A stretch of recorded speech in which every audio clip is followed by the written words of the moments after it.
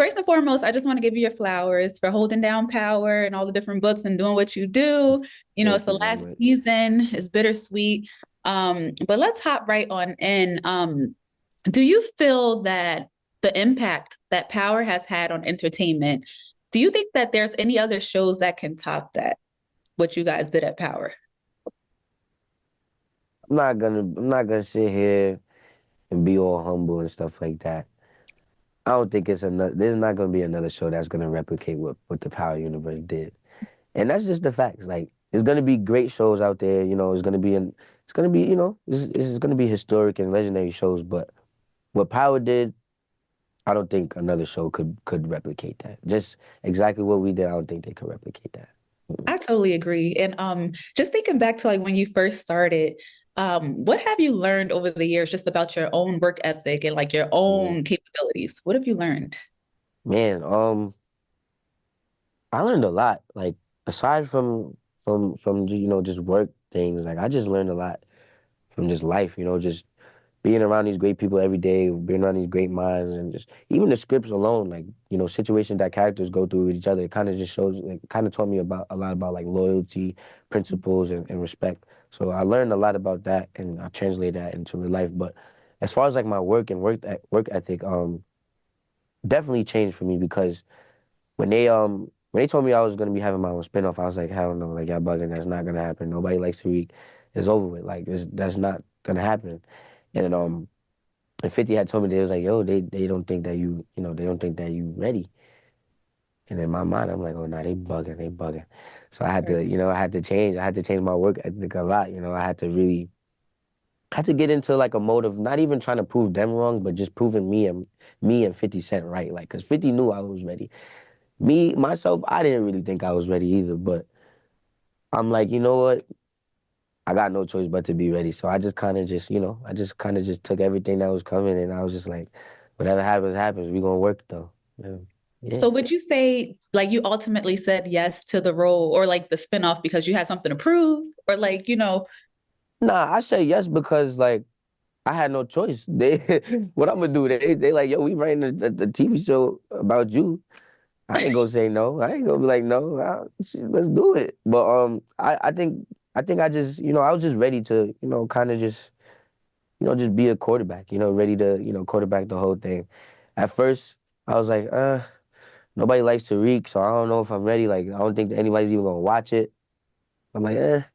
But then, after a while, it was just like, yo, they're gonna do it regardless. So I gotta be ready. And Courtney actually came to me second because 50 told me first.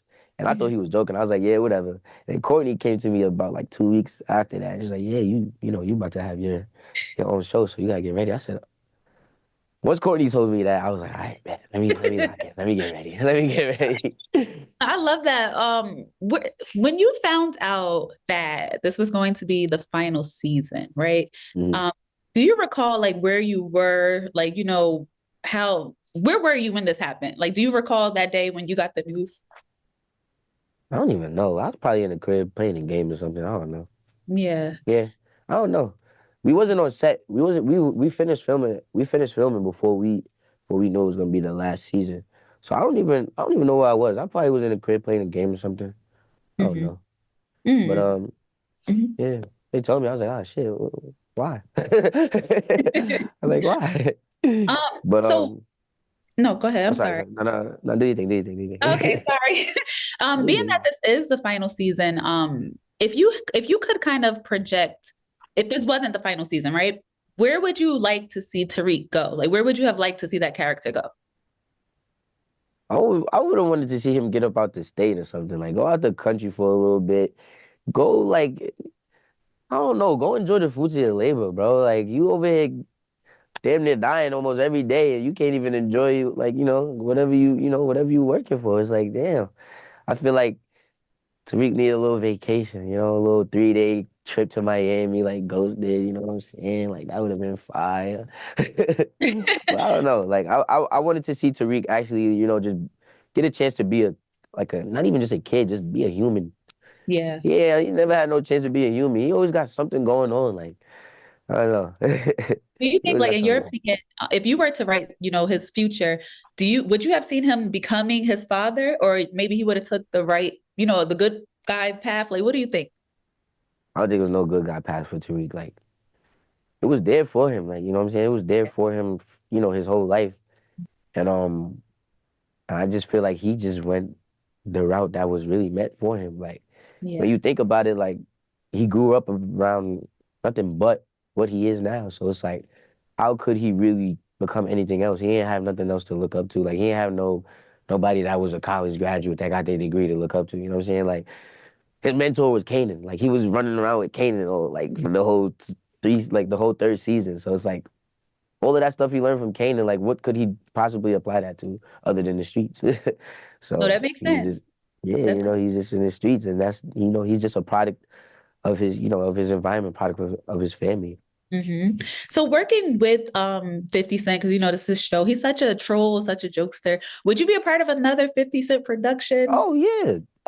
Yeah, 100%. Anything 50 doing and he called me for it, count me in. That's love that. anytime. That's my idol. Like I'll never pass up an opportunity to work with 50 Cent ever in my life, ever. I love that. I love that. So what's Ever. next for you? What can we expect? Man, a lot is next for Michael.